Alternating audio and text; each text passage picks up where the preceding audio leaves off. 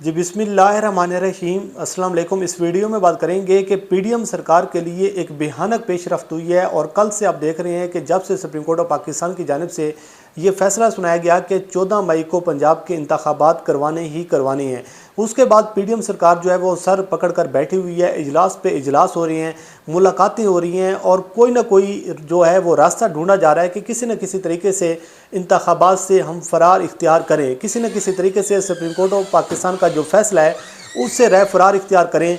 कल से इजलास हो रहे हैं। आपके इल्म में है कि कौमी असम्बली में जो तकरीरें की गई हैं, जिस तरीके से वफाकी कबीना ने इस फैसले को मुस्तरद किया और उसके साथ साथ आज जो कुछ होता रहा, सारा दिन जो कुछ आज पार्लियामेंट में होता रहा है, जिस तरीके से मरियम नवाज़ ने जो है वो तकरीरें की हैं, जो ट्वीट्स की हैं, और पीडीएम सरकार की ये कोशिश थी कि किसी न किसी तरीके से अब इस बार भी इलेक्शन कमीशन को इस्तेमाल किया जाए और इलेक्शन कमीशन को इस्तेमाल करके एक मरतबा फिर जो है वो क्राइसिस पैदा कर दिया जाए। लेकिन तमाम तर जो कोशिशें थी, जो तमाम तर जो मनसूबाबंदी की जा रही थी, जो प्लानिंग की जा रही थी, वो दम तोड़ गई है। और बिल आखिर इलेक्शन कमीशन ने आज जो एक उनका इजलास हुआ है, उस इजलास के बाद एक अलामिया जारी कर दिया गया है और उस अलामिया के तहत इलेक्शन कमीशन ने वाज़ेह और क्लियर अंदाज में कह दिया है कि जो पंजाब के इंतखाबात हैं वो 14 मई को ही होंगे। पंजाब के जो इंतखाबात हैं वो इलेक्शन कमीशन के फैसले की रोशनी में होंगे और इलेक्शन कमीशन ने इस बात के हवाले से अलामी जारी किया है कि जो सुप्रीम कोर्ट ऑफ पाकिस्तान का जो फैसला है उस पर मन्नो अमल किया जाएगा।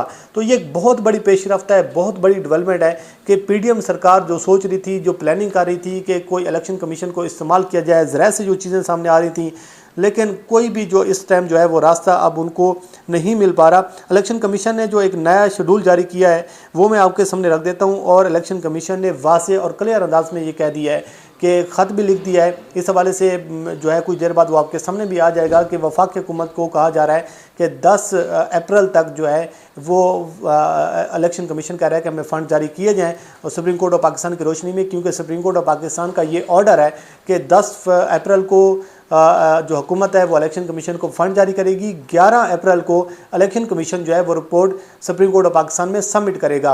अब इलेक्शन कमीशन ने जो फैसला किया है, इलेक्शन कमीशन ने अपने सर से जो है वो गेम उतार दिए। उसको पता है कि हम क्यों जाकर जो है वो तौहीन अदालत का सामना करें, हम क्यों जाकर जो है सुप्रीम कोर्ट ऑफ पाकिस्तान के सामने खड़े हो जाएँ। इलेक्शन कमीशन ने जो शेड्यूल जारी किया है, जो एक प्रोग्राम जारी किया है, वो मैं आपके सामने रख देता हूं कि 10 अप्रैल तक जो है रिटर्निंग ऑफिसर के ख़िलाफ़ जो है आप अपील दायर कर सकती हैं। उनके ख़िलाफ़ जो एक नॉमिनेशन पेपर जो है वो एक्सेप्ट करने के हवाले से जो अपीलें होंगी वो आप 10 अप्रैल तक जारी कर सकेंगे। जो last date for deciding of appeal by the appellate court, जो एपलेट ट्रिब्यूनल जो है आप उसको 17 अप्रैल तक कर सकती हैं। इसके साथ साथ publication of revise list of candidate जो है ये है 18 अप्रैल है। Last date for withdraw of candidate and publication of revise list of candidate ये है 19 अप्रैल तक। और इसके साथ साथ जो इलेक्शन कमीशन के जो आपको जारी होने हैं, जो निशान जारी होना है, जो सिंबल जारी होना है, उसकी डेट है 20 अप्रैल और जो पोलिंग डेट है वो डेट है 14 मई 2023। ये इलेक्शन कमीशन की जानिब से प्रेस रिलीज जारी की गई है और प्रेस रिलीज पर आज डेट है 5 अप्रैल 2023 की। तो ये बड़ी एक पेशरफ्त हुई है जो इलेक्शन कमीशन ऑफ पाकिस्तान में कि पीडीएम ये कर रही थी कि किसी न किसी तरीके से हम राय फरार इख्तियार करें, हम कोशिश करें कि इलेक्शन से भागा जाए, इलेक्शन कमीशन को इस्तेमाल किया जाए, इलेक्शन कमीशन को जो है इस्तेमाल करके हम इलेक्शन से फरार इख्तियार करें। लेकिन अब जो है शेड्यूल जारी कर दी है। जो इंटरेस्टिंग चीज़ है, जो बड़ी खबर ये है कि इलेक्शन कमीशन ने आज अपने अलामिया में ये कह दिया है कि सुप्रीम कोर्ट ऑफ पाकिस्तान के हुक्म पर मन्नो अमल दरामद किया जाएगा।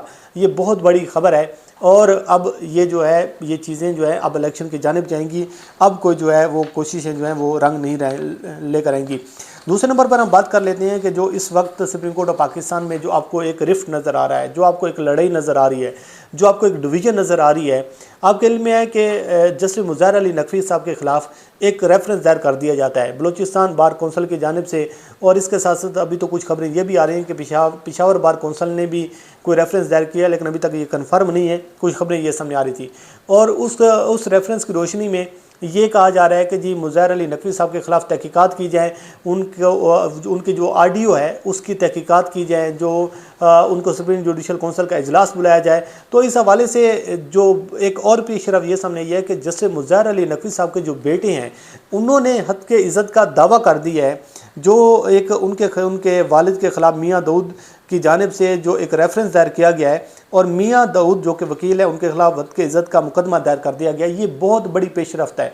और इसके साथ साथ गुजरांवाला जो बार है उसने जस्टिस काजी फायसा और इसके साथ साथ जस्टिस अमीनुद्दीन शेख साहब के ख़िलाफ़ भी रेफरेंस दायर कर दिया है। तो जो गेम है वो सुप्रीम कोर्ट ऑफ पाकिस्तान में भी जो है वो ऑन हो चुकी है और जो आपको एक लड़ाई नज़र आ रही है, जो आपको एक रिफ्ट नज़र आ रहा है, उसमें भी अब ये चीज़ें जो हैं आप अंदाज़ा करें कि जैसे अमीनुद्दीन शेख और जैसे काजी फायसा के खिलाफ एक रेफरेंस आ चुका है, उसके साथ साथ जो जस्टिस मुज़फ़्फ़र अली नकवी साहब के खिलाफ रेफरेंस आया था, उनके बेटों ने हद के इज़्ज़त का दावा कर दिया है। तो बहरहाल मैं आपके सामने वो दावा रख देता हूँ, फिर उसके साथ हम बात करते हैं कि सुप्रीम कोर्ट के जस्टिस मुज़फ़्फ़र अली नकवी के बेटों ने सुप्रीम जुडिशल काउंसिल में रेफरेंस दायर करने वाले वकील मियाँ दाऊद के खिलाफ हद के इज़्ज़त का मुकदमा दायर कर दिया है।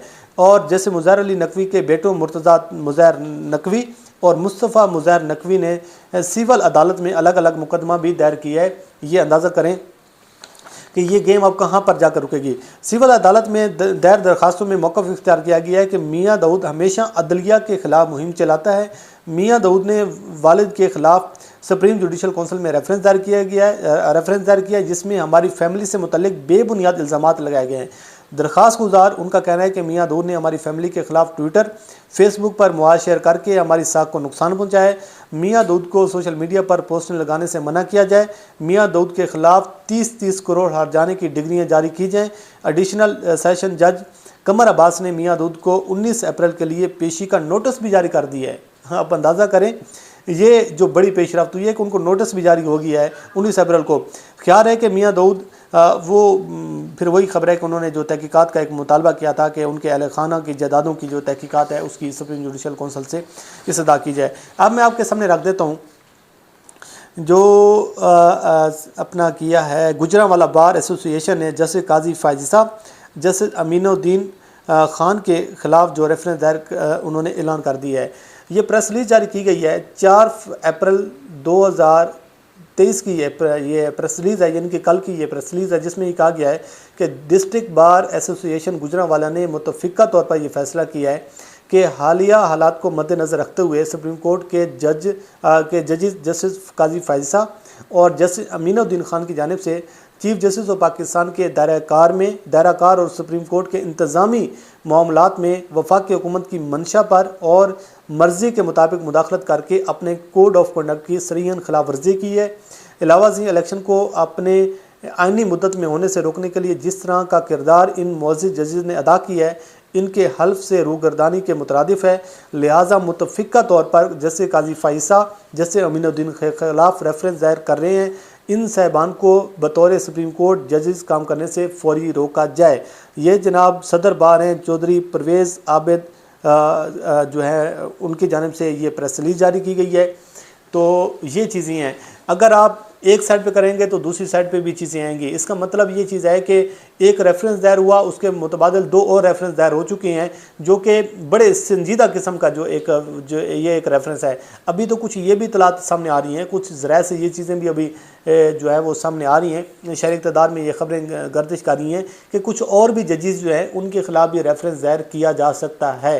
तो बड़ी जो है वो पेशरफ ये सामने आ रही है। बहरहाल देखती हैं कि इलेक्शन के हवाले से जो पीडीएम सरकार जो सोच रही थी, राना सनाउल्लाह साहब फरमाती हैं कि भाईजान अगर इलेक्शन हुए तो भयानक नताइज होंगे इसके। आप अंदाज़ा करें, ये जमहूरी पार्टीज़ हैं, ये पॉलिटिकल पार्टीज़ हैं जिन्होंने अवाम के पास जाना। और इस मरतबा तो मैं ये भी कह रहा हूँ कि अवाम को कम से कम इन लोगों का एहतसाब करना चाहिए। जब ये आपके पास वोट मांगने जाएँ, जब ये आपके पास आएँ कि हमें वोट दें, तो फिर इनसे इन बातों का सवाल आप ज़रूर लीजिएगा, इन लोगों से जवाब आप ज़रूर लीजिएगा कि आपको तो हमारे पास आने से इतना खौफ है, इतना आप डर रहे हैं कि आप कहते हैं कि अगर इलेक्शन हो गए तो फिर जो है इसके भयानक नताइज होंगे। आप तो कहते हैं कि इलेक्शन जो है वो 90 दिन के अंदर नहीं होने चाहिए, हालांकि इस आइन और कानून में वाज़ेह और क्लियर लिखा हुआ है कि 90 रोज़ के अंदर इंतखाबात होने ही होने हैं।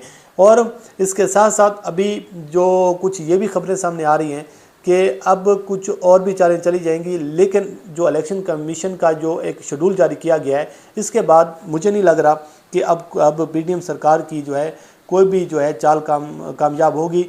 एक ही हाल है कि बैठें, इंतखाबात करवाएं, तमाम पॉलिटिकल जमातों को साथ बिठाएं, एक ही साथ इंतखाबात का कोई रास्ता निकाल लें। क्योंकि चीफ जस्टिस ऑफ पाकिस्तान बार बार कह रहे थे, बार बार अटॉर्नी जनरल ऑफ पाकिस्तान को कह रहे थे कि आप बैठें, इंतखाबात का कोई फ्रेमवर्क तैयार करें ताकि एक साथ इंतखाबात हो जाए, लेकिन उन्होंने उनकी बात भी नहीं मानी।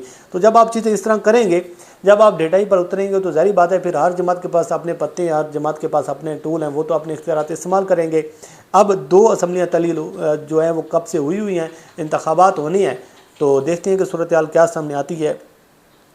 तो इस मरतबा लगता है कि जो ईद होगी वो सियासी ईद होगी। तो चीज़ें बहुत सारी और भी हैं, वो भी आपके साथ इंशाल्लाह हम शेयर करेंगे। ये कुछ चीज़ें थी जो मैंने आपके सामने अब तक रखी हैं। अल्लाह करीम आपका हामी नासिर हो। मुझे दीजिए इजाज़त। अल्लाह हाफ़िज़।